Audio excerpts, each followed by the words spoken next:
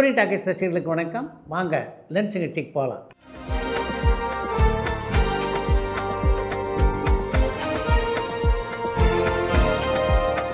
என்னம்மா முதல் கேள்வி? புது டைரக்டர்ஸால KS ரவிக்குமார் சார் மற்றும் சுரேஷ் கிருஷ்ணா சார் மாதிரி ஏன் ரஜினிகாந்த் சாருக்கு ஒரு நல்ல படம் தர முடியலன்னு நியூசிலாந்துலேருந்து சந்தோஷ் கேட்டிருக்காங்க. இந்த இளம் இயக்குனரால் சுரேஷ் கிருஷ்ணா KS ரவிக்குமார் போல சூப்பர் ஸ்டாருக்கு மாசான திரைப்படங்களை கொடுக்க முடியாது அப்படின்ற உங்களுடைய கருத்தில் எனக்கு உடன்பாடு இல்லை.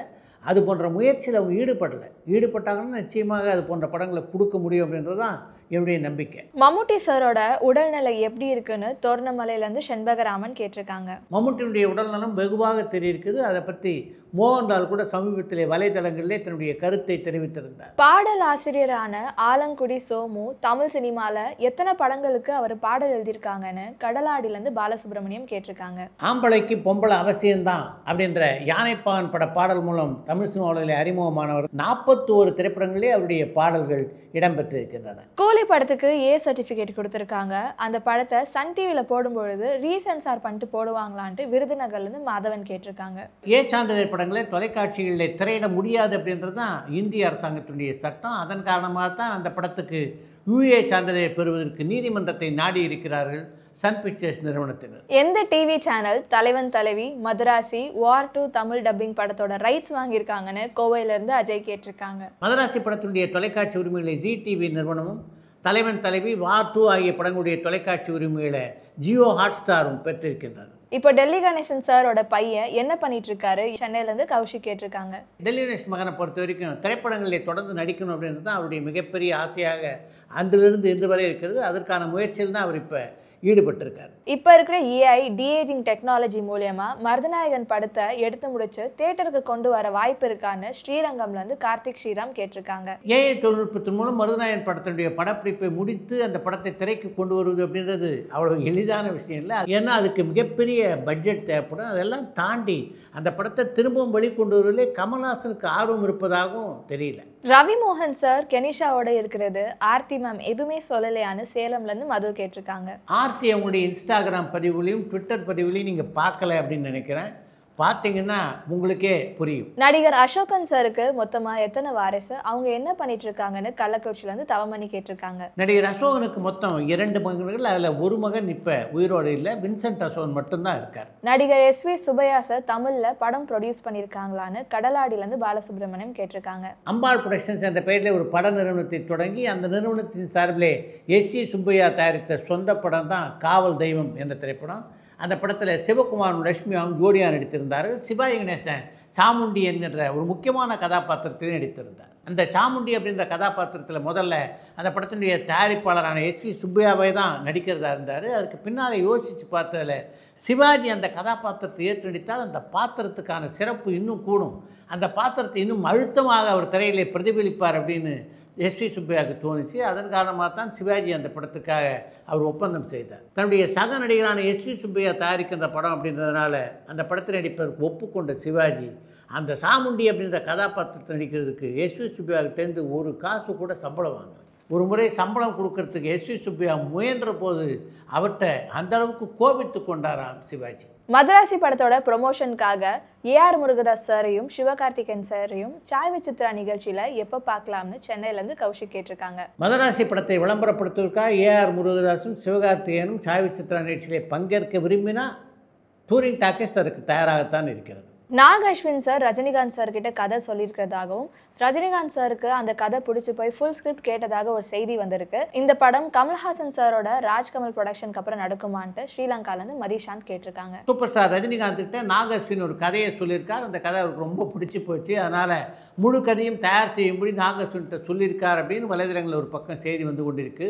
இன்னொரு பக்கம் சூப்பர் ஸ்டார் ரஜினிகாந்தும் கமல்ஹாசனும் இணைந்து நடிக்கின்ற படத்தை ராஜ்கமல் பிலிம்ஸ் நிறுவனத்தினர் தயாரிக்கப் போகிறார்கள். அதை லோகேஷ் கனகராஜ் தான் இயக்கப் போகிறார் அப்படின்னும் செய்திகள் வெளிவந்து கொண்டிருக்கு. இந்த 2 செய்திகளுமே அதிகாரப்பூர்வமான செய்திகள் இல்லை. அதனால் அதிகாரப்பூர்வமான தகவல் வந்த பிறகு இதை பற்றி பேசுகிறது சரியாக இருக்கும்னு நினைக்கிறேன். ஜெய்சங்கர் சார் மற்றும் ஜெயலலிதா மேம் சேர்ந்து நடித்த படங்கள் எத்தனை, இவங்களோட நட்பை பற்றி சொல்ல முடியுமா? எம்ஜிஆர் சாருக்கு இதில் கொஞ்சம் கூட விருப்பம் இல்லைன்னு சவுதியிலேருந்து பாபு கேட்டிருக்காங்க. யார் நீ முத்துச்சிப்பி, தங்க கோபுரம், வந்தாளே மகராசி, ராஜா பிட்டு பிள்ளை, கௌரி கல்யாணம், வைரம், அவளுக்கு 1000 கண்கள், பொம்மலாட்டம் ஆகிய 10 படங்களில் ஜெய்சங்கரும் ஜெயலலிதாவும் ஜோடி சேர்ந்து நடித்திருக்கிறார்கள். அவங்க 2 பேருக்கும் இடையே நல்ல நட்பு இருந்தது.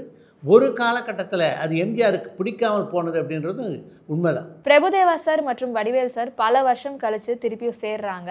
இந்த காம்போவை பற்றி நீங்கள் என்ன நினைக்கிறீங்கன்னு சென்னையிலேருந்து வினிதா கேட்டிருக்காங்க. மனதை திருடி விட்டாய் தான் பிரபுதேவம் வடிவேலும் கடைசியாக சேர்ந்து நடித்த படம். அந்த படத்தில் பார்த்தீங்கன்னா 2 பேரும் காமெடியில் அசத்தியிருப்பாங்க. வடிவேலு எந்த அளவுக்கு காமெடி டைமிங்கோ அந்த மாதிரி பிரபுதேவாவும் காமெடி டைமில் அசாத்தியமான திறன் படைத்தவர். இப்போ இவங்க 2 பேரும் சேர்ந்து நடிக்கிற படம் முழுக்க முழுக்க நகைச்சுவைக்கு முக்கியத்துவம் கொடுத்து எடுக்கப்படுகின்ற படமாக இருந்தால் நிச்சயமாக மிகப்பெரிய வெற்றி பெற எல்லா வாய்ப்புகளும் இருக்குது. கூலி படம் 500 கோடி வசூல் தாண்டிடுச்சான்னு ஈரோட்லேருந்து பிரவீனா கேட்டிருக்காங்க. கூலி திரைப்படத்துடைய வசூல் 500 கோடி ரூபாயை தாண்டி விட்டது. லிப்லாக் சீன்ஸில் அதிகமான டேக் எடுக்க வாய்ப்பு இருக்கா? அப்படி இருந்ததுன்னா என்ன பண்ணுவாங்கன்னு சென்னையிலேருந்து சந்தனகுமார் கேட்டிருக்காங்க. எந்த காட்சியானாலும் அது சரியாக அமையலைன்னா திரும்ப திரும்ப எடுத்து தானே ஆகணும்.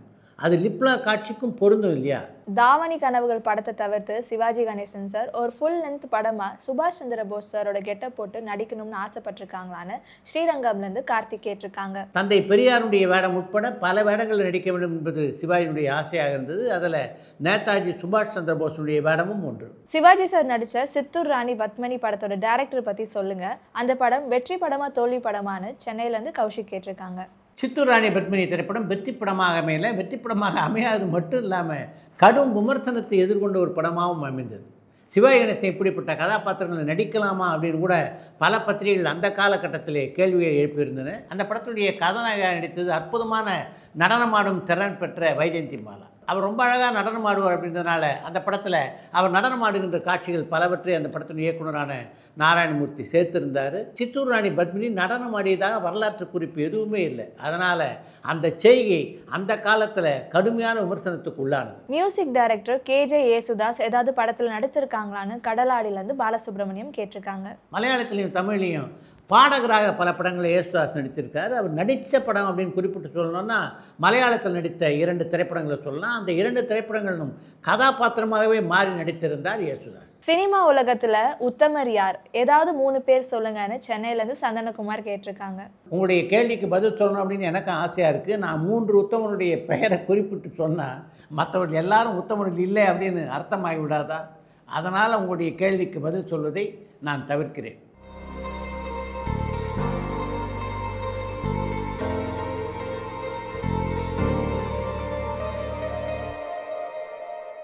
அந்த காலத்தில் 2 hours 20 minutes 14 ரீல்ஸ்ன்னு சொல்கிறாங்க. இப்போ இருக்க ஜென்ரேஷனில் அது எப்படி கணக்கு போடுறாங்கன்னு தோரணமலையிலேருந்து செண்பகராமன் கேட்டிருக்காங்க. திரைப்படங்கள் ஃபிலிமில் தயாரான போது தான் இந்த ரீல் முறை இருந்தது. ஒரு ரீலுக்கு இத்தனை அடி தான் அப்படின்னு எந்த கணக்கும் கிடையாது. சில ரீல்கள் 800 அடி இருக்கும், சில ரீல்கள் 600 அடி இருக்கும், சில ரீல்கள் 750 அடி கூட இருக்கும்.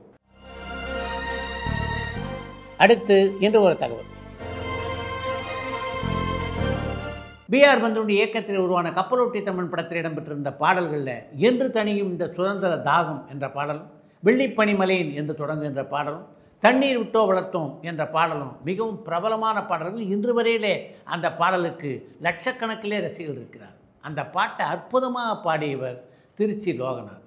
அந்த பாடலை அவரால் தான் பாட முடியும் அப்படின்னு தீர்மானித்தவர் அந்த படத்தினுடைய இசையமைப்பாளரான ஜி ராமநாதன். இந்த பாடலுக்கான கம்போசிங்லாம் முடிஞ்சிடுச்சு. பாடல் பதிவென்று திருச்சி லோகநாதன் ஊரில் இல்லை.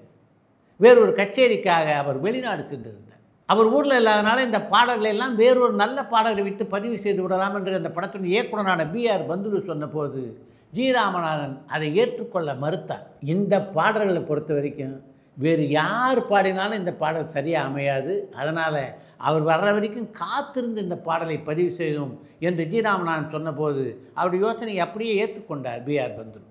இந்த 3 பாடலில் இந்த தண்ணீர் விட்டோ வளர்த்தோம் அப்படின்ற பாடல் இருக்க, அதை ஜி ராமநாதன் எதிர்பார்த்தபடி முதல்ல திருச்சி லோகநாதனால் பாட முடியல. பல முறை திரும்ப திரும்ப பாடுகிறார் திருச்சி லோகநாதன். ஆனாலும் ஜி ராமநாதனுக்கு அதிலே ஒரு திருப்தி ஏற்படலை. ஜி ராமநாதனுக்கு திருப்தி ஏற்படுற மாதிரி அந்த பாடலை பாடி முடித்த உடனே அந்த பாடல் ஒலிப்பிரிவு கொடுத்துலேயே அப்படியே மயங்கி விழுந்து விட்டாராம் திருச்சி லோகநாதன். அப்படின்னா பார்த்துங்க எத்தனை முறை அந்த பாடலை இவர் பாடியிருப்பார். அந்த அளவுக்கு அந்த பாடலுக்காக கஷ்டப்பட்டவர் தான் திருச்சி லோகநாதன். இன்றைக்கும் திரையிலே நடிகர்களும் சிவாஜி கணேசன் பாடி நடிக்கின்ற அந்த காட்சியை பார்க்கும்போது உங்கள் கண்களில் கண்ணீர் வருவதை உங்களால் கட்டுப்படுத்த முடியலன்னா அதுக்கு முக்கியமான காரணம் திருச்சி லோகநாதன் அந்த பாடலை பாடியிருந்த விதம்தான். இத்துடன் இன்றைய லென்ஸ் நிகழ்ச்சி நிறைய பெறுகிறது. மீண்டும் அடுத்த லென்ஸ் நிகழ்ச்சியிலே சந்திப்போம். அப்பா வீட்டு இருந்த பகுதியில் தான் அப்பா ராஜ்குமாரும் குடியிருந்தார். ராஜ்குமார் அங்கிள் எப்படின்னா அவரோட சன்ஸ் எல்லாம் எனக்கு ரொம்ப க்ளோஸ் ஃப்ரெண்ட்ஸ். சிவராஜ்குமார் இப்போவும் கான்டாக்டில் இருக்கேன் சிவராஜோட. அப்போ இவர் ராஜ்குமார் அங்கிள் எப்போ whenever he comes here for a ரெஸ்ட்னு சொல்லலாம், அந்த மாதிரி வரும்பொழுதெல்லாம் நேராக இங்கே வந்துடுவார். வீட்டுக்கு வந்துட்டு இவர் அப்பா வர சொல்லி 2 பேரும் வாக்கிங் போவாங்க. அப்போ வந்து சிவராஜ் நாங்கள்லாம் பேசிக்கிறோம், நம்ம பண்ணுறது எதுவும் பேசிட்டு போகிறாங்கப்பா வீட்டில். அப்பா இருந்தபோதே வின்சென்ட்டுக்கு நடிக்கணும்னு ஆசை இருந்ததா? 10th முடிச்ச டைம்னு நினைக்கிறேன். அவர்கிட்ட போய் நான் ஒரு தடவை கேட்டேன், நடிக்கணும்னு ஆசை இருக்குன்னு. கொஞ்ச நேரம் ஒன்றுமே சொல்லலை அவர். ஏஐ திரைப்படத்தில் நீங்கள் அறிமுகமாவதற்கு முக்கியமான காரணம் சரத்குமார் இல்லையா? அப்போ பெசன் நகரில் இருந்தார் சரத் அண்ணன். ஆமாம். அந்த மாதிரி இன்ட்ரெஸ்ட் இருக்குன்னா, ஸோ இஸ் இட் பாசிபிள் உங்களுடைய ப்ராஜெக்ட்ஸில் ஏதாவது பண்ணுற மாதிரி. அப்புறம் என்ன பண்ணார், சரி நான் சொல்கிறேன் அப்படின்னு.